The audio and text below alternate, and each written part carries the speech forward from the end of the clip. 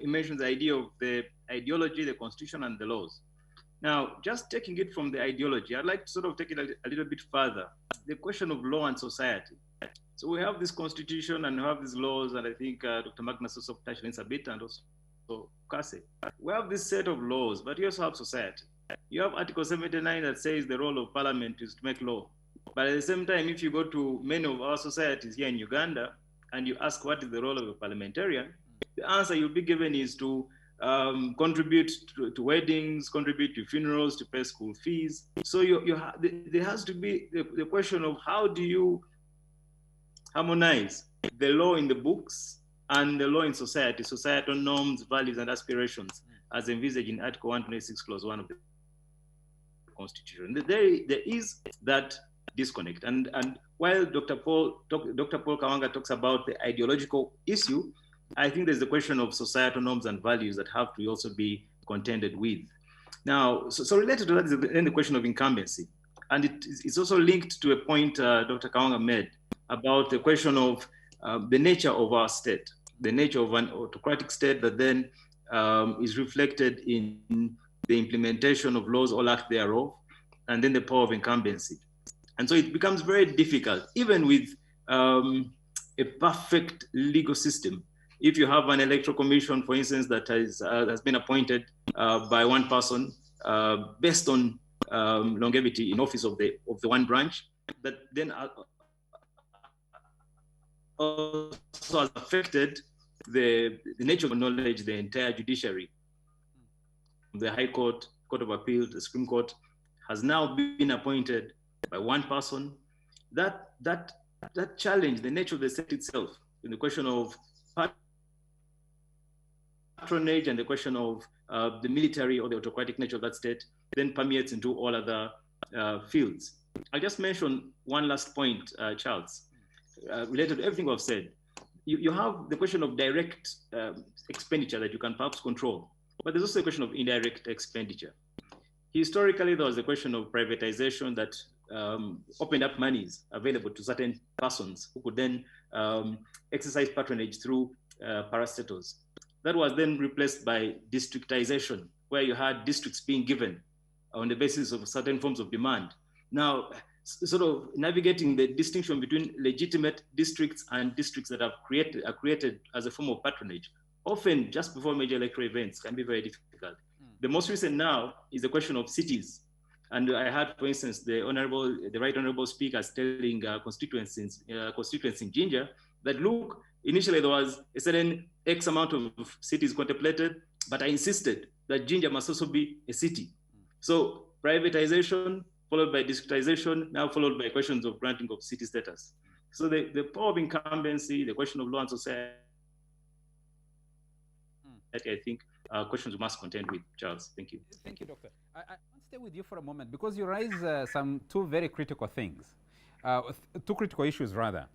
Number one is you talk about the evolution. We didn't arrive at districtization and now creation of cities. I must tell you, I also come from a city, and I belong to about 3 or 4 multiple cities. I'm a citizen of many cities, and of course that will balloon the representation in Parliament. You talked about societal norms, and I was challenging before we came on air. I was challenging Henry on when did this start, and he was retracing for us when we started elections, just pre-independence and post-independence. But we can lock this in on the last 35 years of the incumbent government. We had an election in, a general election in 1996. We had election for the Constituent Assembly in 1994, 93, 94. We had an election for expanding the NRC in 1987. And then you have the regular elections after the 1995 Constitution took effect. 1996, 2001, 2006, 2011, 2016. And in each of these elections, research done by ACFIM indicates that the question of money has been growing exponentially. In fact, in one of their latest reports, ACFIM says the cost of contesting for a political seat has risen so high that this study estimates contestants for member of parliament in 2021, the coming election, to spend upwards of 500 million shillings, which is about 135,000, I don't know what exchange rate you're using, 137,000 United States dollars.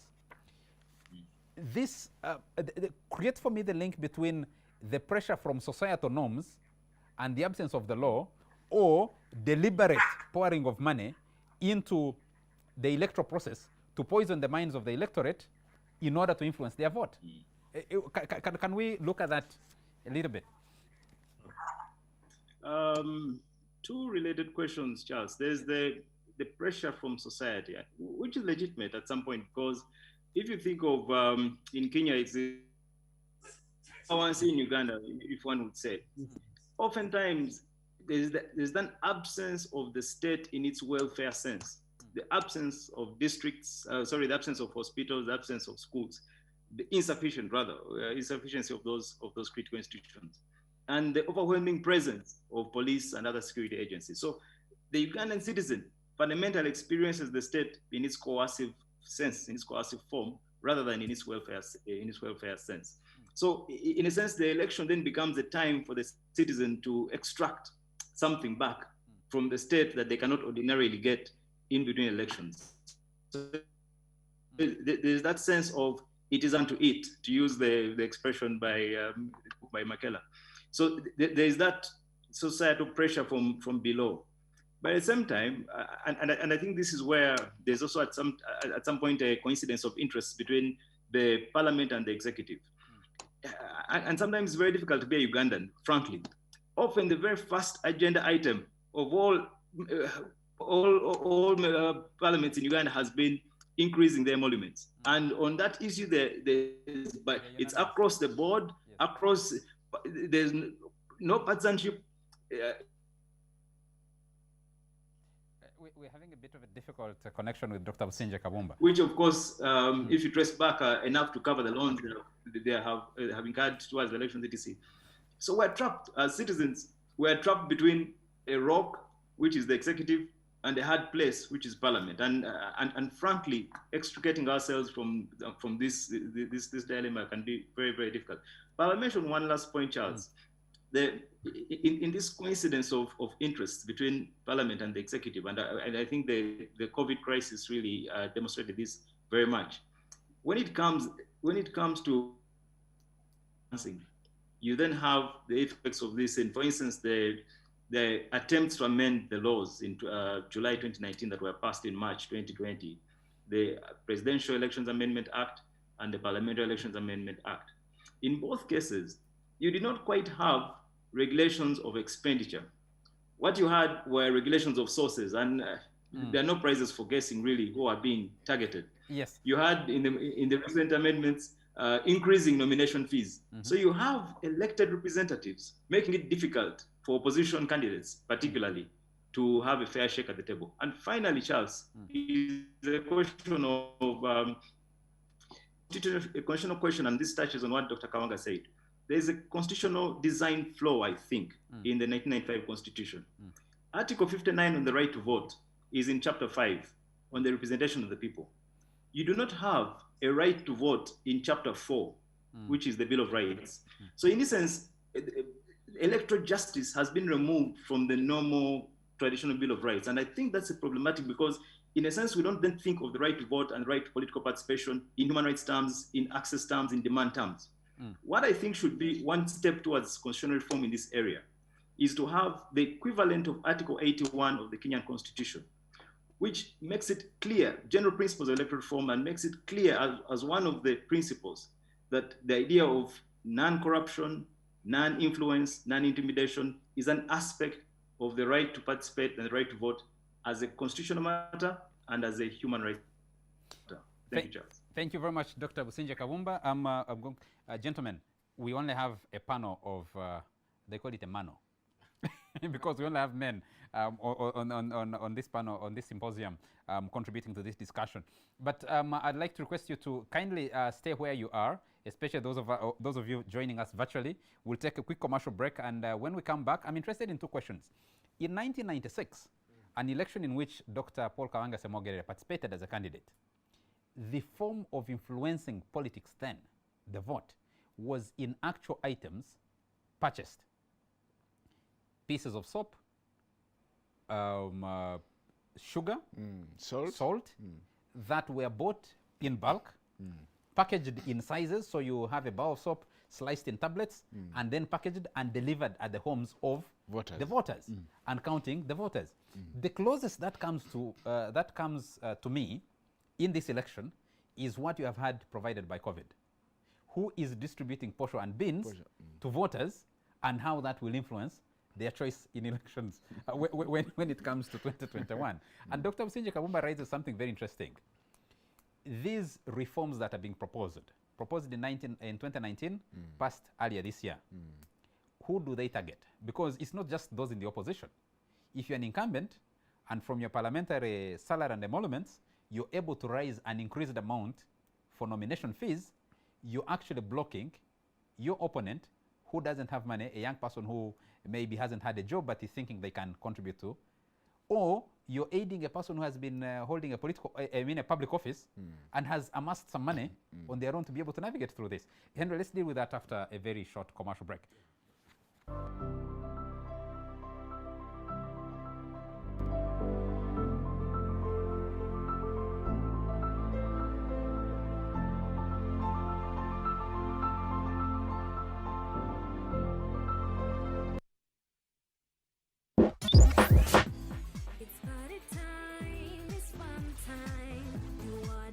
Smile is fun time. Just a sip on it makes me wild. Just a sip on it calls my mind. Fun time. Fun time in a variety of flavors like orange, the mouth-watering melon. Sip on the tasty mixed berries and have a taste of the amazing apple. Calls my mind. Fun time, fun all the time. A product of Harris International. The entire population will put on fabric masks, which are good and very protective. When getting out your mask, you must ensure that you have sanitized or washed your hands with soap and water. Now, when you pick out your mask from the safe place, you hold the loops and you flip it over. Make sure your nose, your chin are properly covered. Do not share masks, and do not pick any mask that you find dropped on the way or anywhere in your surrounding. Avoid buying masks where people are allowed to try on and return. This message is brought to you by Ministry of Health, supported by Precision Media, UNICEF, World Health Organization, and USAID.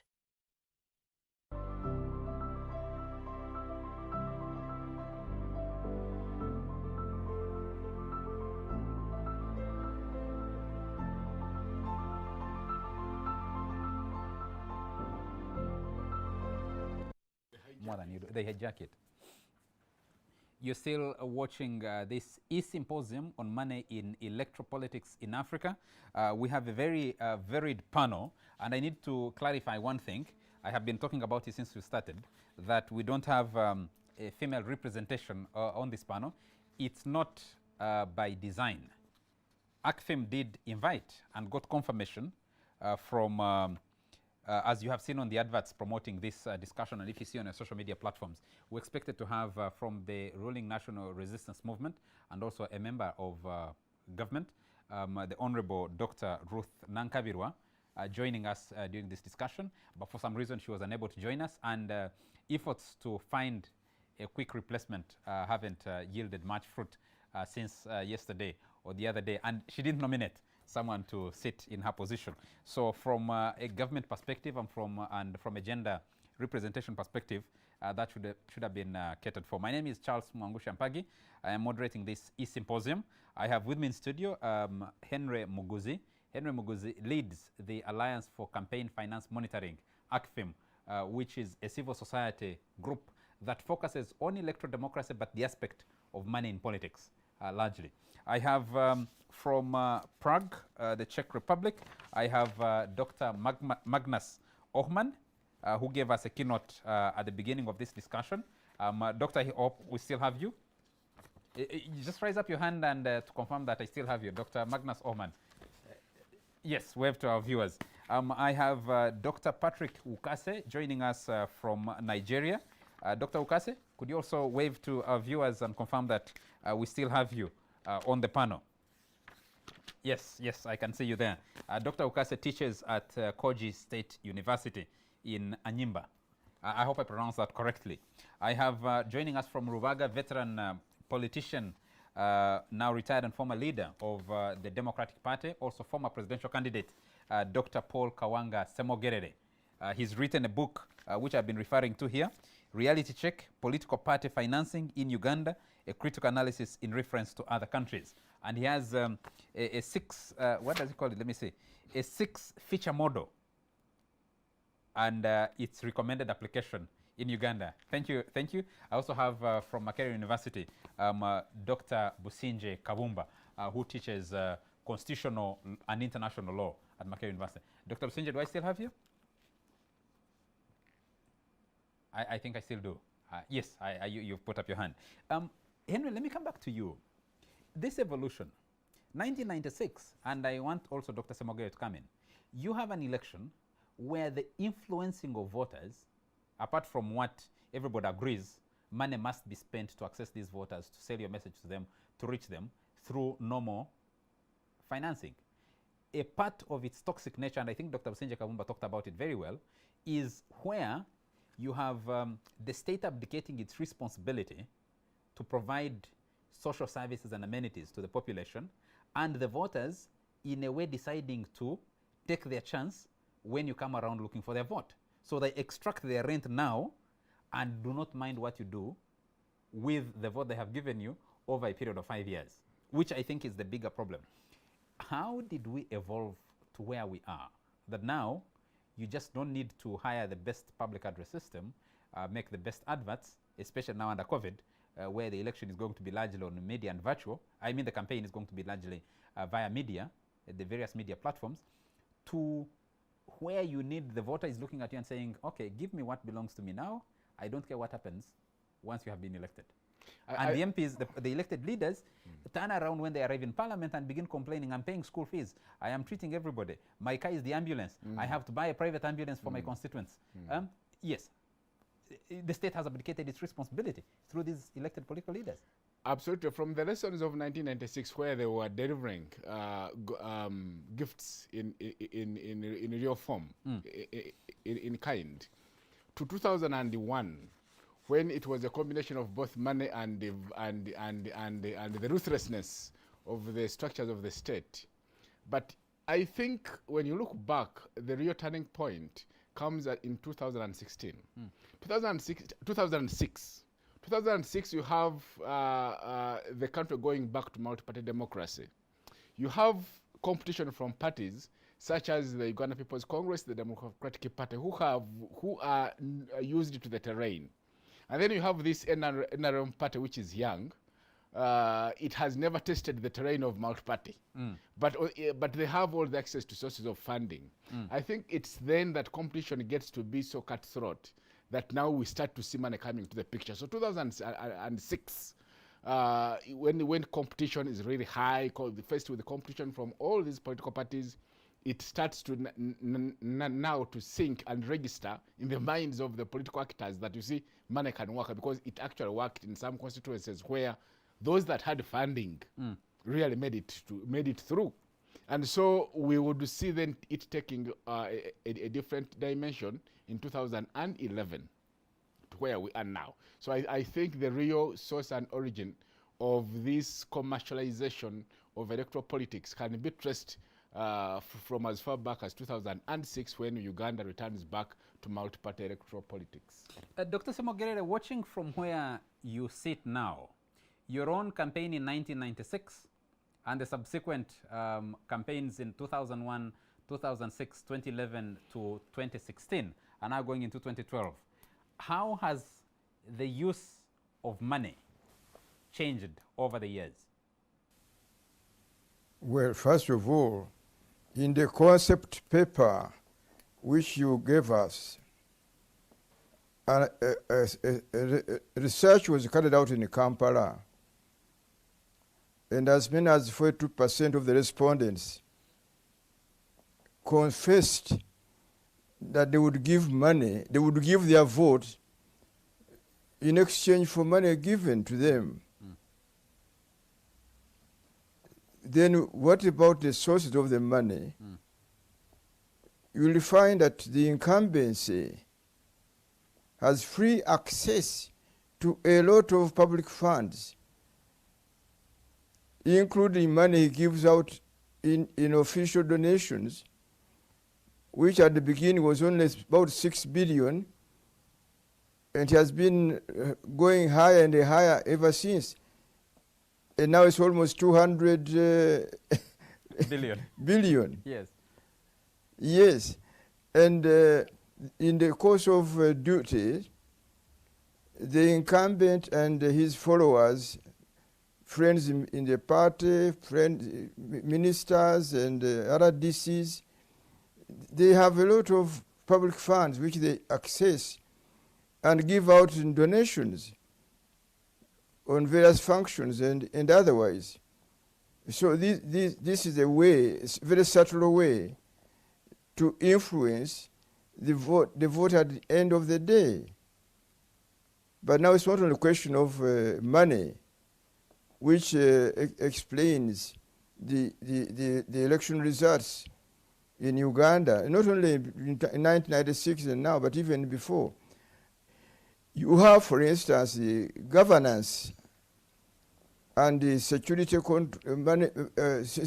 agencies. When they oppress the opposition parties, ordinary voters are affected, and many times they fear to stand up and stand behind their candidates. In addition, money is now used even to bring in otherwise illegitimate voters. In 1996, people were ferried in from Rwanda, and other people were registered multiple times.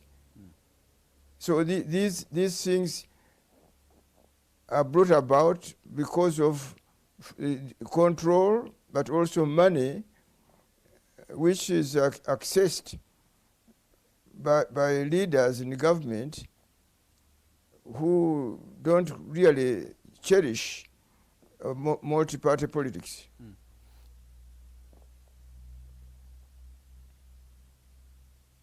About earlier, and everyone else, I think, was commented, has talked about it. There is that opposition fear that if the law and the electoral management body is controlled by the government, is not really independent, Yes. then the opposition suffers if it receives money from well-wishers because they will be easily targeted. How do you propose a navigation around that fear? Especially if I use the example of Uganda, the ruling party dominates parliament.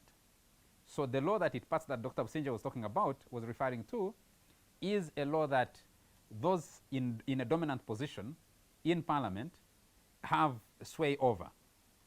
The opposition parties, one, even the state funding that they receive is pro rata on the number of MPs that they have. So the ruling party has the most number. It also officially gets the most money from the state, officially.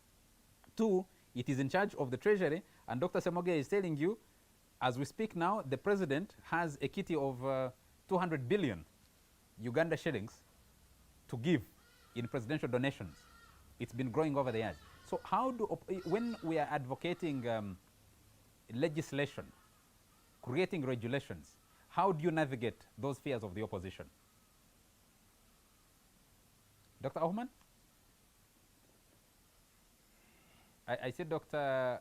Semogere wants to come in and respond to that. Dr. Magnus Ohman, are you on? If you could come in, and then I'll go back to Dr. Semogere quickly. I think Okay. in this Dr. case, Kawanga. Yes, we go need ahead. to get together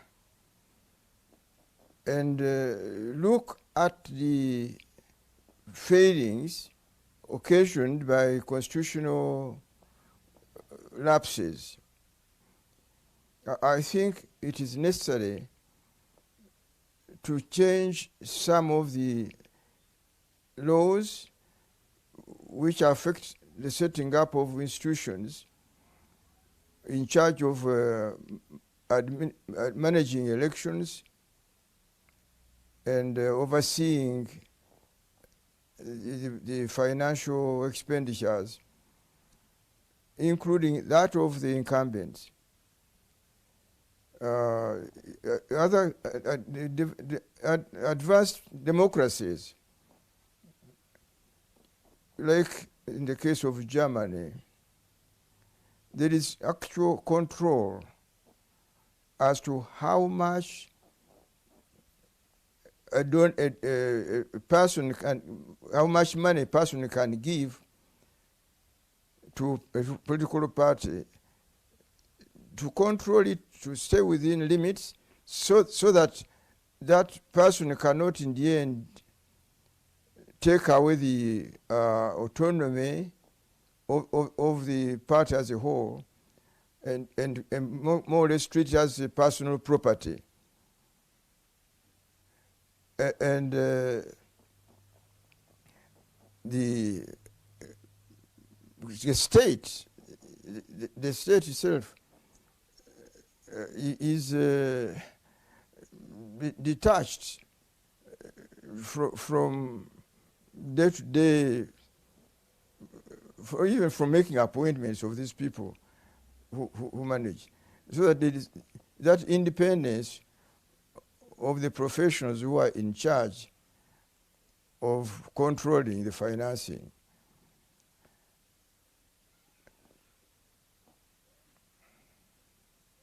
Around that, weak enforcement, especially against incumbent governments that also use or have the opportunity to use their majority in parliament to design the laws in a manner that benefits them, and they have access to state resources. How would you advise opposition players to deal with this? Dr. Othman? Yes, I can see you. Are you on? Yes. And I want to just agree with what was just being said about the importance of strong state institutions and a separation between the state and whatever party that happens to be in power. As long as those two are merged, we can pretty much pass any laws we want, and it's not really going to change the situation.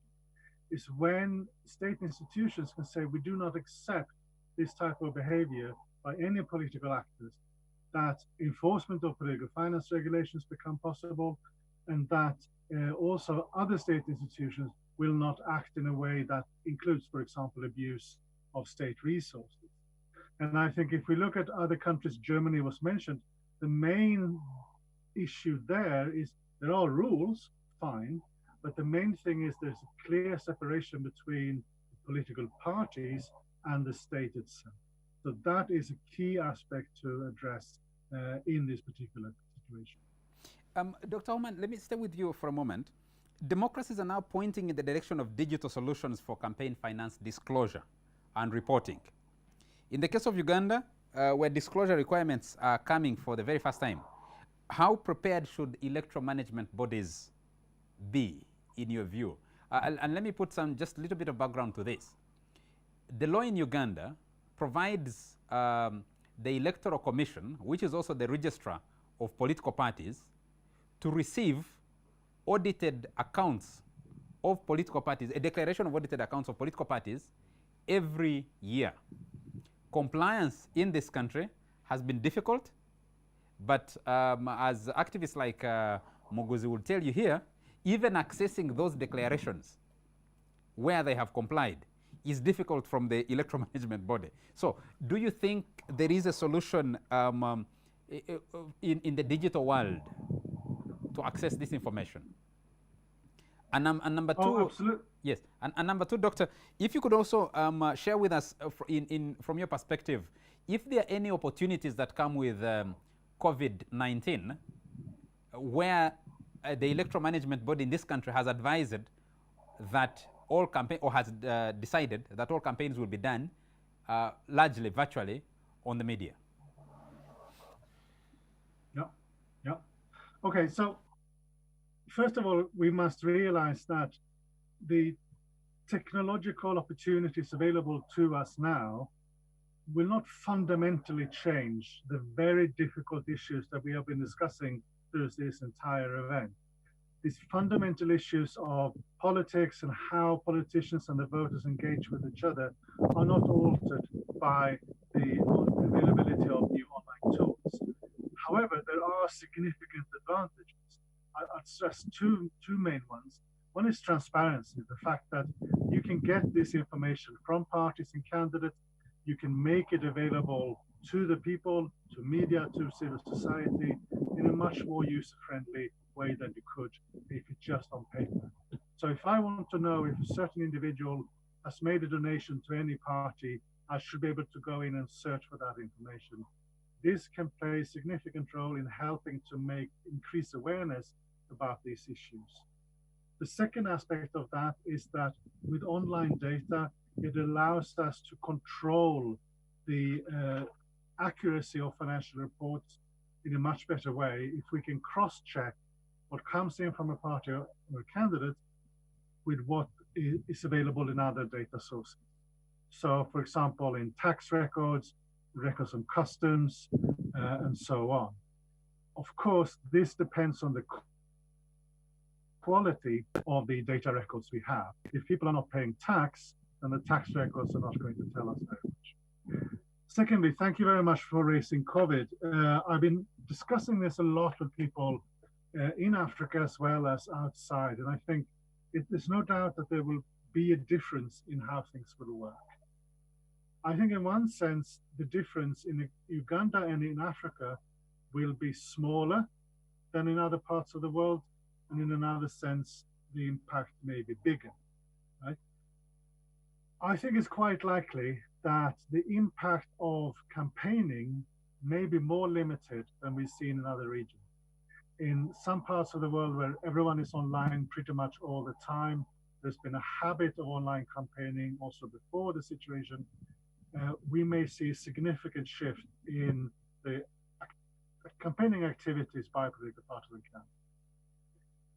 I'm far from sure, but I am expecting that in a number of African countries, the type of campaigning will not alter that much in the current pandemic. However, where we are likely to see a very significant change is in the economic impact of the pandemic. In many African countries, a lot of people are suffering economically, financially, because of the pandemic. That makes them more vulnerable for being targets of vote buying and similar activities that we've been discussing about. So I think there's a significant risk of increased mishandling and misuse of resources in that respect. Thank you. Could you share with us from Nigeria any impact you foresee because of COVID-19 on the political landscape in your country and the countries that you study, specifically on the question of money in politics? Dr. Okase?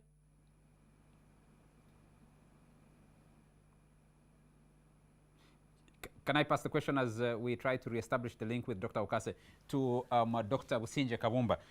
Dr. Businje, how do you see the impact of COVID-19? And I need to go back to you on that question. If you have weak regulators like we talked about, enforcing these tougher electoral laws, and we're suggesting that we make them even tougher, how do you navigate? You don't have declarations of audited accounts for political parties in this country. You go and get a few sheets of paper after an election cycle, and when Henry Muguza and his friends at ACFIM do their own study, they find the numbers don't add up. The parties tell you we spent so much. When you actually check how much they spent, through other methods of verification, you find that they spent a lot more. How do you navigate around those issues? Yeah, of course, Charles, we have we run a dual model here in Uganda, as in many places, I'm sure, where you have the formal economy and then you have another economy. You have civil servants and other persons who earn 1 million officially, but have assets in the excess of 1 billion. So in a declaration of income and is always going to be a difficult thing. But that said, there's even the fundamental question itself, even before we go into electoral financing. And I think there was a seriously missed opportunity for a serious reflection as to what COVID meant for normal life in Uganda as we knew it, including normal processes, registrations of persons, you know. I won't go into it by the whole question of the state of emergency debate. If that had been more reflectively response to even the choice as to whether to have elections or not. You know, I normally cite the quote, the Constitution is not a suicide pact. We're now caught in between the question of scientific elections, which are anything but, and as Dr. Oman has said, how are we going to reach a population that has challenges of access to internet in a country where you have a tax on the internet and you don't even have sufficient internet penetration, but you're telling parliamentarians that they must now campaign through. There's a tension there of a considered, a thoughtful, a rational, a principled approach to the question as to whether to declare a state of emergency under the Constitution or not. But we are where we are. And already the situation in which we are is exposing some of those challenges, and the power of incumbency is getting even greater. One example, I think, Dr. Ruth Acheng, a perfect technocrat who was handling the public health crisis presented by COVID, and then suddenly Dr. Ruth, it's her right, of course, as a citizen, to declare a candidacy for parliament. But think about the unfortunate person that must run against Dr. Ruth Acheng, who is every day on TV telling us how.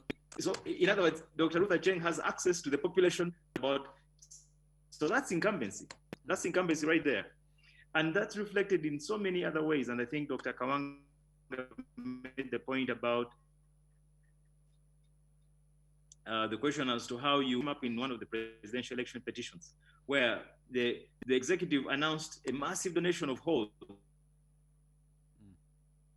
just before elections.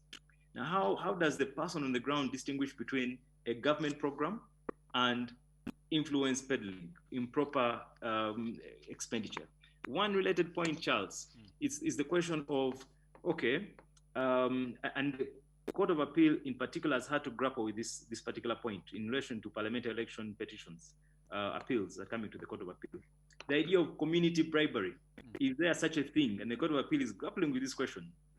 A member of a contestant donates an ambulance and emblazoned across the Charles Mangusha aspiring MP. Is that a bribe? Since it's not targeted to one particular person, is it a donation? And how do you distinguish between the two things? Difficult questions. Going back to the question still, of course, that we raised earlier as to our society and a missing state, the state that's missing in real terms. How to roll back that, I think, calls for at the root of all this. I think, Dr. Businje, we are grappling with the exact challenges. Trust. At some point, we must go back to those fundamentals. Thank you. Thank you. We're grappling with exactly the challenge that our virtual, some people have called them scientific, and Dr. Businje Kabumba calls it right and says they are nothing but scientific, is that if you have this kind of internet connectivity, how are you able to deliver the message? But also the other advantage that he was talking about, if you have had, for example, the president, I think we are running through 18, 16, 17 addresses to the nation on specifically the subject of COVID-19 since March. But you have also had the president at multiple other events that give him exclusive access. And you're asking, where are his opponents? Now, if you take that down a little, you're talking about the Minister of Health, who is on your TV every day, and now in an electoral process. And people have been joking on social media, I think over the last 2 days, contrasting a photo of her doing, I think, her campaign consultations in a yellow dress, and a member of parliament, Semu Junganda, being roughed up by the police. On the other one, the police are protecting her. And this one, he's being roughed up by the police. People also comparing. You have the government on one hand distributing relief food under COVID. You have Muhammad, Zake, the MP for Mitiana, hospitalized for distributing food. How do you navigate around some of those issues? Because at the end of the day, if you put a bill to the money spent on distributing relief food by the government and by politicians aligned to government that were not disrupted, the distribution of face masks, for example, and you monetize them, where, like Dr. Businje Kabumba was asking, where do you draw the line? What is government program? What is NRM delivered, for example, or People Power delivered, or UPC delivered, or People's Progressive Party delivered? In these circumstances, isn't that part of the conundrum that money in politics is? How does the regulation, revised or old as it was, the one coming into force now, how does it account for some of that? If you have an ambulance which is a running billboard for Henry Muguzi, and then you have another ambulance, a running billboard for Charles Mwangusha, another ambulance, a running billboard for Dr. Businje Kabumba, how do you account for that if you're tracking money and its influence on politics? I think, Charles, you raised a very interesting point, and we are talking about the contradictions within of the state. And Dr. Kabumba put it very well. The state of Uganda and many other African states being present and absent at the same time. When you want it to deliver social services, it is not there. When you hold a placard to demonstrate your displeasure, it swings into action immediately. You wonder, where has it come from? It has not been here for so many years. And so that is the context within which we are trying to practice our democracy. And so a democracy where the lack of political tolerance is almost the norm. You have a government in power that is willing to use everything at its disposal to make sure that they stifle the coming up of the others. The other contradictions we have, you have the political parties that have not been able to train and bring through leadership.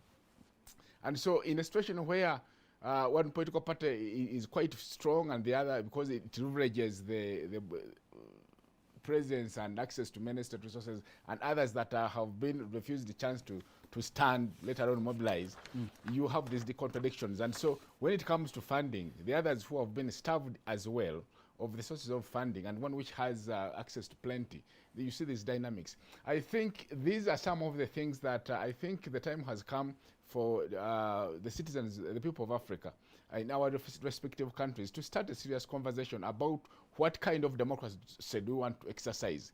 Because you look at democracy the way it is defined by the makers, the framers of democracy, and get to contrast with what we have on the ground, you see the exact opposite. I think we need tolerance, we need openness, but also we need people who are able and willing to let democracy grow. At the moment, that seems to be missing in action.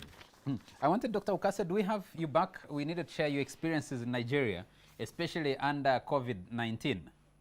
And I know that Nigeria, like you have seen the link with Dr. Businje Kabumba dropping, the states charge for bandwidth, the laying of cables within individual states, and that raises the cost of internet, and therefore you have a number of a significant portion of your population unable to access internet, or if they can access it, it's either unreliable or very expensive to access. You're trying to apply those in a situation where we have COVID-19 and you're trying to regulate money in politics. There are those political leaders, especially incumbents, who have access to the media for free for a long time. How do you quantify that when you're dealing with the question of money in politics? Well, for us, we need to contextualize this issue very, very well. When we think that because we have COVID-19, and so everything will fall into place, I'm not a pessimist, but I want to be pessimistic at this point. We need to understand the extent to which politicians and political parties are desperate. They are desperate for power. And when you are desperate for power, you do everything humanly possible to get power. Now, my elementary definition tells me that a political party is a group of people that believe in the same ideology, who work and make group efforts to win and control state power for the purpose of furthering that ideology. But in Africa, much of Africa, we have a new definition for political parties. For me, political parties are a group of people who, or a group of businessmen or entrepreneurs who, make group effort to win state power for the purpose of pursuing their business interests. And so when the intention is to pursue business interests, you do everything humanly possible to, profit in the process. And so the commercialization and monetization of our electoral process must be understood in the context of the desperation of politicians in Africa and in Nigeria. There are so many levels at which political parties continue to monetize and commercialize the process in order to win political power. And I do not think that because we have COVID-19, all of that will change. There is a saying that because birds have learned to fly without perching, men have equally learned to shoot without missing. The political parties and the politicians will go out of their way, despite all measures that are put in place to curtail, the commercialization and monetization of our electoral process. I'll give you a number of examples. In Nigeria, there are so many levels at which money is used to rig or to influence the people during the election. During the primary election process, delegates are bought. Aspirants at that point can move their delegates to a specific hotel for a period of time. At that point in time, the delegates are taken care of by the aspirants.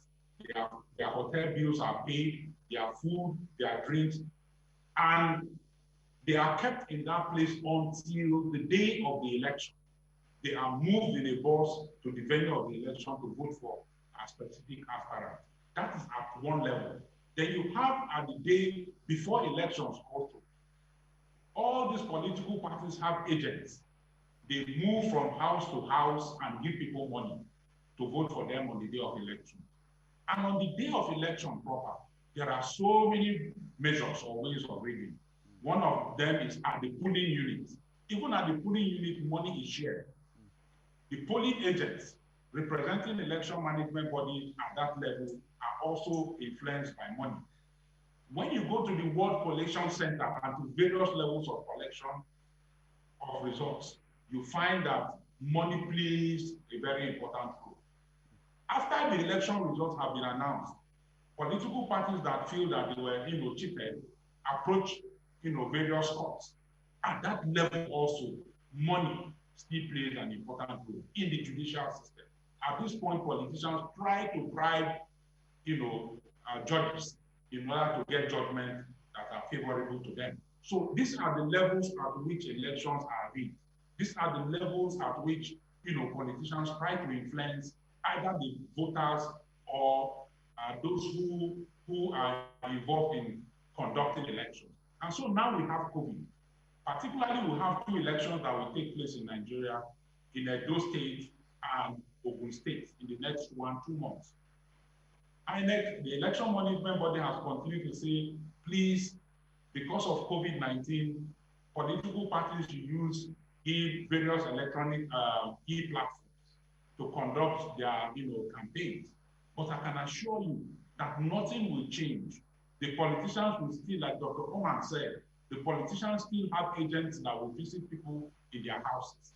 They still have, on the day of voting, voting is not going to be done online. People will still go to polling booths to vote. And they have agents in polling booths that will continue to share money to the already pauperized citizens of Nigeria. A number of citizens are now impoverished because of COVID-19. So many people could not, do their businesses. And in the last 3-4 months, they do not even have money to feed their families. And this, provides a better opportunity for the politicians, even more than before, to rig or to influence the voters. So for me, I am worried that with the advent of COVID-19, we are likely to even see the politicians influencing voter behavior more than before. What can we do in the present circumstance? Dr. Oman has provided some suggestions. And I think we talked about implementation. We have extant laws. Quite often when these things take place at the polling booths, you find that even law enforcement agents find it difficult to react. Quite often, these things happen in the full glare of law enforcement agents. And so there is need, we just have to keep going back to law enforcement.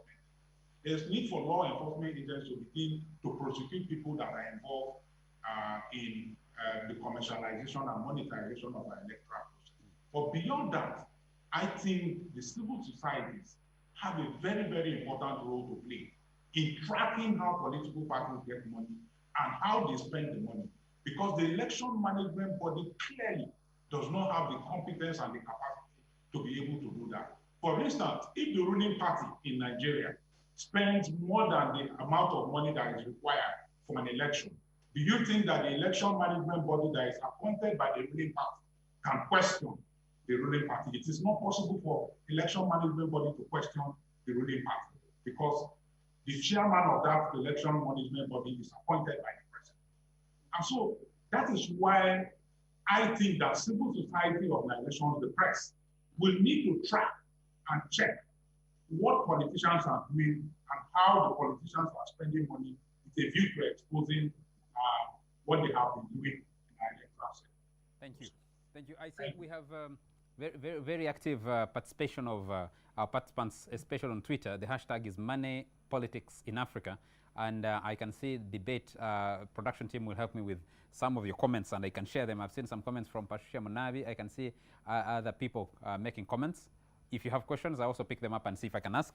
But I want to pick one of the participants to this E-Symposium to share with us because where you sit at the Public Policy Institute, Mr. Emmanuel Kitamirike, you're studying these things and you're engaging in these discussions around preparations for elections in 2021. Yes, please go ahead.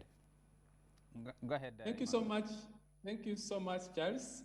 My name is Emmanuel Kitamirika, and Charles, as you rightly say, we've been doing a study on the cost of politics, and we've been looking at almost all the aspects that we've been looking at. But one additional important aspect that we've been focused on is what is the impact of the cost of politics on inclusive political participation? And I'm not going to share preliminary analysis, but I want to share some insights because we just began the analysis.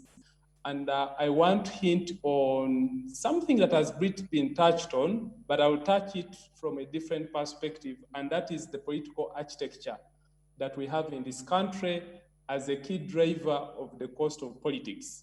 I know that Dr. Kawanga has talked about the issue of ideology. I think Dr. Kabumba talked about the failure of government in delivering essential services. But I think what we are getting from the study that we are doing is that we have an extortionist patronage system that actually depends on money to survive. And this system demands allegiance and loyalty in exchange for resources. So if you're going to be part of this system, you must be loyal and you must pay allegiance to the system if you are going to survive in the political arena. And the most important thing that we need to note is that, you see, the challenge of addressing money in politics in this country is that money actually is the foundation on which this NRM system survives. So if you're going to remove it from the politics, you are actually talking about the very existence of the political system that we have at hand. I want to give you a very specific example. You've not talked about the issue of internal party candidate selection processes and how that is driving the cost of politics in this country.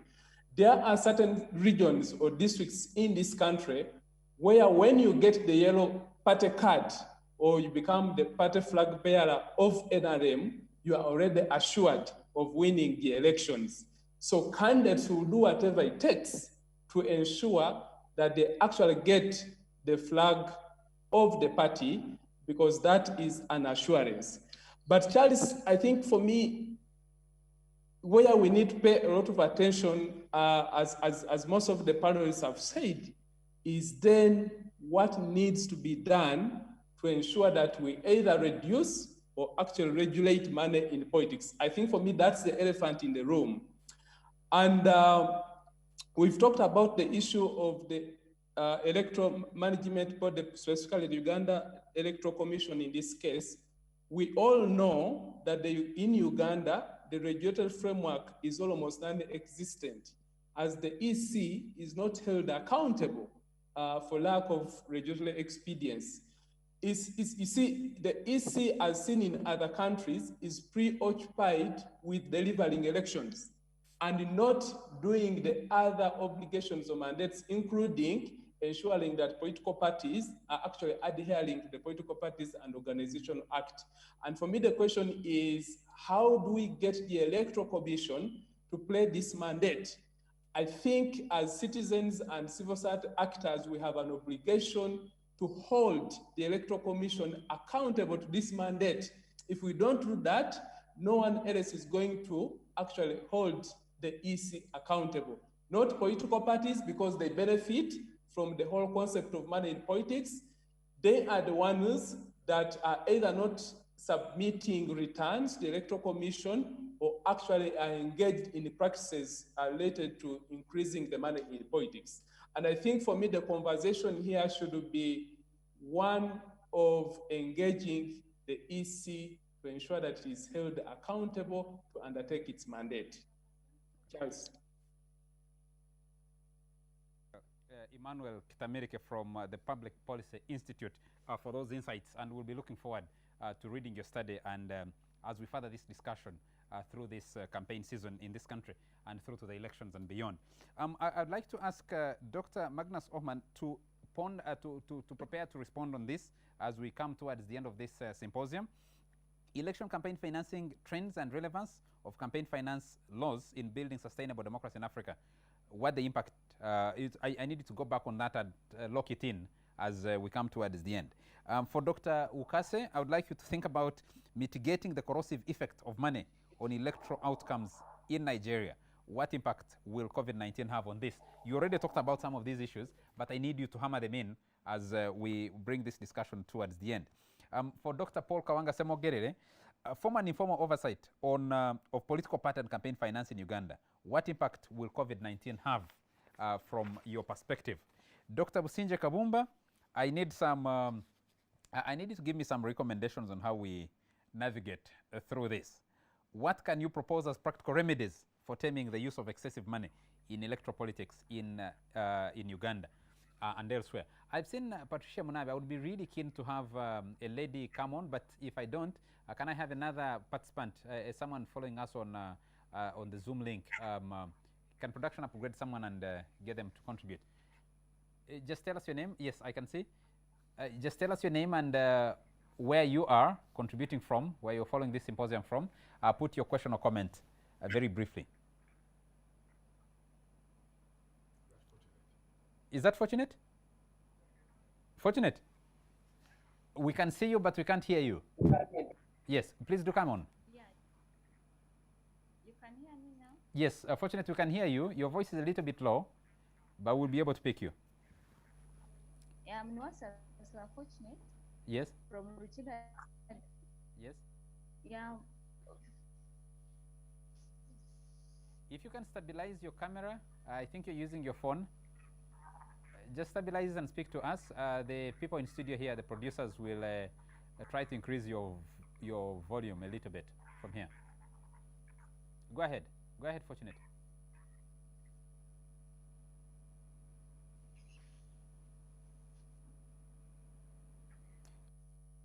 Go ahead.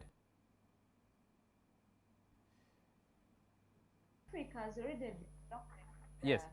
a lot of economic hardships even before COVID-19. And now during the COVID pandemic, it is going to bring a lot of much gaps in the electoral financing, since most of the incumbent MPs will be benefiting much, leaving out the people. Go ahead. We can hear you. Fortunate, we can hear you. Just go ahead. Just carry on. Okay, that's a little bit difficult. And since we are stressed for time, let me start with Dr. Paul Kawanga Semogerere to respond to the question I put to you, but also make your final comment to this discussion. If still you could help me mute Fortunate's call. Dr. Semogerere, if you could come in, give us that oversight in a form of wrap-up of this symposium. And political party and campaign finance in Uganda. What impact will COVID-19 have on this?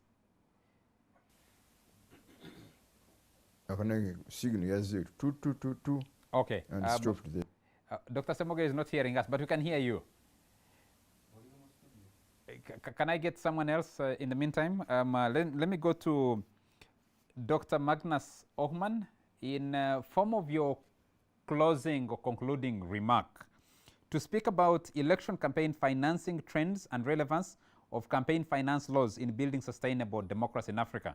What the impact may COVID-19 may have on this. I know you have already spoken about this, but in a kind of closure, what would you share with us? Well, Charles, I think the final points I'd like to share is just wrapping up a little bit of what has been said so far. Using state resources and the resources of incumbency, which I also think was the comment that the woman was making before it was cut out. I completely agree that law enforcement is incredibly important, but I also think, as was said, civil society and media have an incredibly important role to play here. We must remember that there is not that much evidence that strict regulations actually solve these problems in the longer term. Vote buying happens, abuse of state resources happens because people are responding to it. It can be an effective tool in the short term. If we can remove that as not being an effective approach, it will go away. So we need to consider also the demand and the supply side of politics. I want to briefly agree the issue of candidate selection within parties before the election is incredibly important. I talked to a lot of MPs in Kenya and politicians who all said that they spend more money on being made the candidate of the party than they spent on the campaign. And we must then remember that very, very few countries in the world have regulations and even less oversight of money in the candidate selection process. And the last point I would make, I completely understand that it was not possible for technical reasons to have women on the panel today. That's completely understandable. We do need to have a clear gender perspective on the issue of political finance because it does have a very significant difference on the role of women and men and the opportunities, especially for women, to participate equally in politics. Thank you. Thank you very much, Dr. Magnus Ohman. Can I have Dr. Patrick Ukase, also your concluding remarks? And if you could speak, mitigating the corrosive effect of money on electoral outcomes in Nigeria, but broaden it to speak to the African continent's perspective and the impact of COVID-19. Well, thank you very much.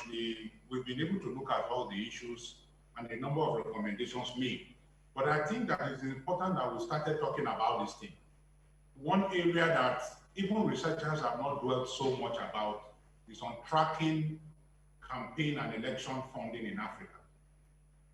Also, we've not been able to talk so much about the commercialization and monetization of our politics. I'm glad that we are doing that today, and I expect that we'll continue to put this thing on the front burner. But like I said, there is need for us to continue to conscientize our people. There are a number of groups that can keep doing this conscientization. One, I keep emphasizing the role of civil society organizations. I continue to emphasize the role of the press in mitigating the corrosive effect of money in politics. Civil society organizations, church, religious bodies, and so on and so forth must continue to enlighten their people as to the effects of, allowing money to influence the political process. As this group do these things, it is also important that, we election management body, not election management body here, observers. Quite often we have election observers coming to monitor elections, observe elections. They need to make their findings on this issue very, very pertinent. Even as they make their findings on these issues pertinent, it is important for them to quite often, the issue when they come to monitor elections, what they talk about mostly is the activity at polling units on the day of the elections and so on and so forth. But it is important for them to also track before the elections what happened, how did political parties raise their money, how did they spend their money. If election monitoring groups can also assist in doing this, it is going to go a long way in mitigating the corrosive effect of money. But like I said, COVID has actually redefined the way we are behaving, the way we are doing things, and the way we are organizing ourselves. But for elections in Africa and in Nigeria, I do not see COVID helping to change the narrative.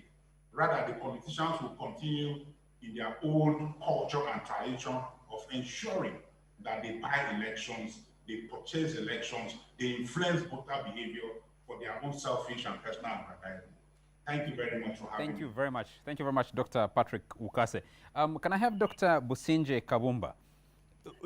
Proposals, practical proposals on remedies for taming the excessive use of money in electoral processes in Uganda. Do I have Dr. Businje Kabumba? Okay. Dr. Semogere, do I have you finally? You are not hearing us, but we were able to hear you previously. So if you could make your concluding remarks on this topic that we've been discussing, but specifically link it to COVID-19. Yes. I start where I started before. Yes. It is extremely important that we revisit the constitutional and legal framework to ensure that democracy under multi-party dispensation is to be embraced wholeheartedly by all institutions in the government, including the military, the intelligence, let alone parliament, the judiciary, and the incumbents in office. Then, when we've done that, ensure that the body or the authority which oversees, which controls the funding, is totally independent, and its integrity is beyond the question. We have to learn from other countries which have done this very well. And in Africa, I think Ghana is a case in point. South Africa is another.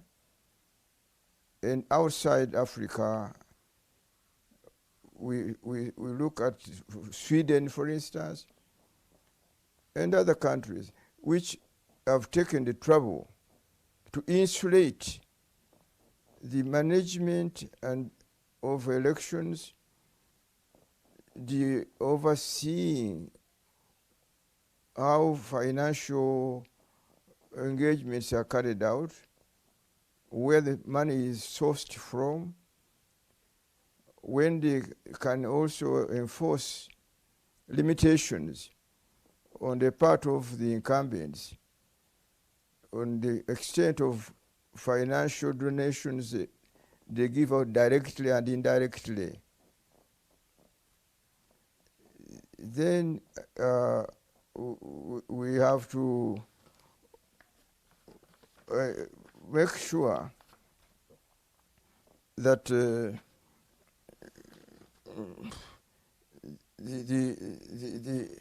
the parties themselves are they are insulated from external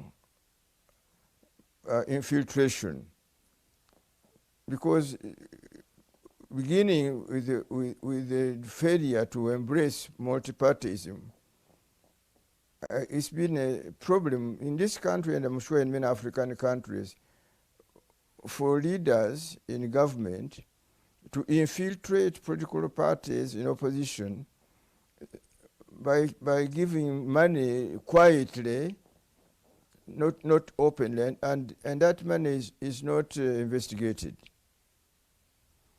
I think those are some of the areas which we've got to look at. Kawanga Semogerere. Can I have Dr. Businje Kabumba? So maybe, sorry. I'm afraid. The electoral system should be changed from winner takes all to proportional representation. Thank you very much. I think that you make a very important point there, and you've been emphasizing that. Dr. Businje Kabumba, your concluding remarks on this, and propose in summary form some practical remedies for taming use of excessive money in electoral processes in Uganda, looking at our context. Okay.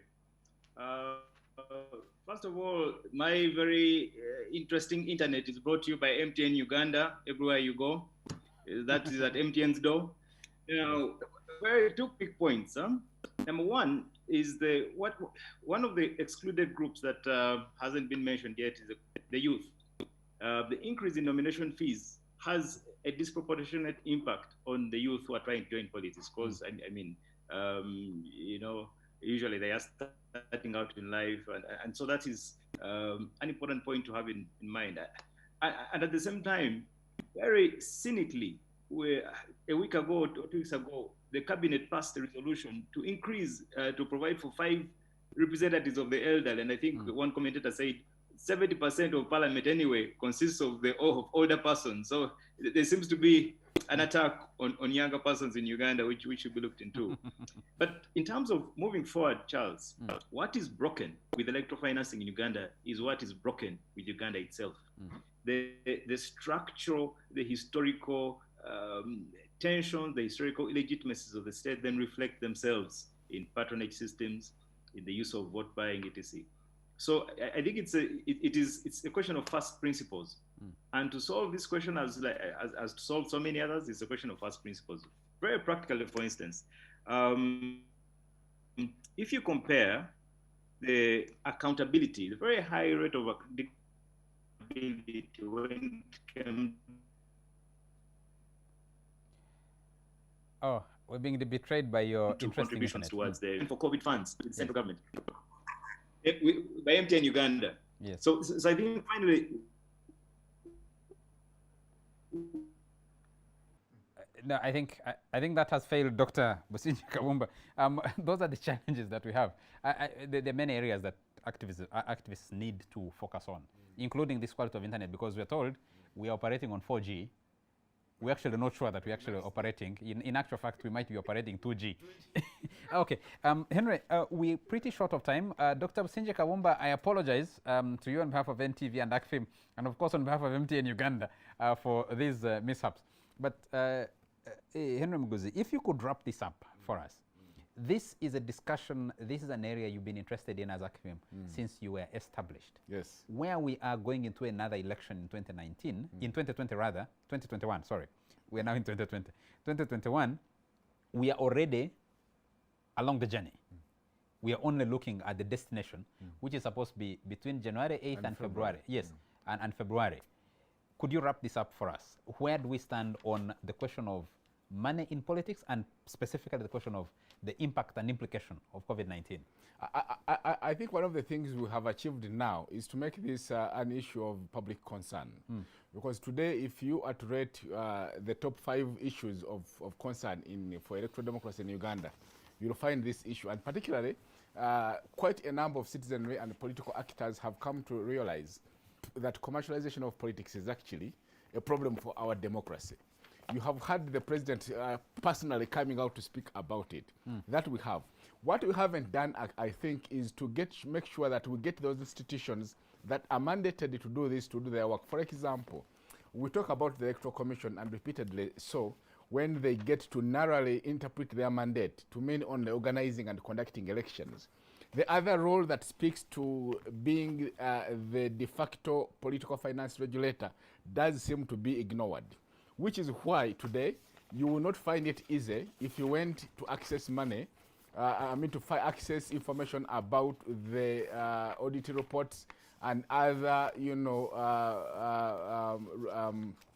submissions that have been made by political parties from 2015, 16, 17 to date, in order for you to be able to adduce scientifically about what were the sources of funding, the funding we saw that was unprecedented in 2016. Okay, I think the time has come also to rethink whether the Electoral Commission can continue to carry on both roles, the role of an electoral management body and also the role of a political finance regulator. I think we need to rethink that. Thank you very much, Henry Muguzi from MACFIM. I need to start with these Zoom participants that we had hoped would get on. So Emmanuel Kitamike, thank you for your contribution. Fiona Nyamutoro, we wasn't able to get to you. Fortunate Niwasasra, thank you for your contribution, though we got cut off by the interesting internet connectivity. Elijah Cheptoek, I hope you're following. This discussion should continue on the social media, on the other social media platforms that we have, especially on Twitter. The Twitter handle is still available, so the debate can continue until we have the next discussion. Raphael Ojakol and John Meheise, I hope you're following, and your contribution can be captured on the social media platforms. I'd like to ask all of us, and thank in a very special way, Dr. Businje Kawumba of Makerere University School of Law for your contributions in this discussion. Dr. Magnus Ohman, Director at the International Foundation for Electoral Systems, IFES, at the regional office in Prague, the Czech Republic. Dr. Patrick Wukase from Kogi State University in Nigeria, Anyimba. Very nice to have had you in this E-Symposium, and especially not saving, I think saving the best for last. Dr. Paul Kawanga Semogerere, thank you very much, not just for your contribution to this discussion, but also for your contribution to the politics of this country and its governance questions over the very many years. We really appreciate. From me, I'd like to say thank you to the production crew that has delivered this discussion to you, and especially the guys who provided us the live link from Dr. Semogere's house to be able to have this E-Symposium.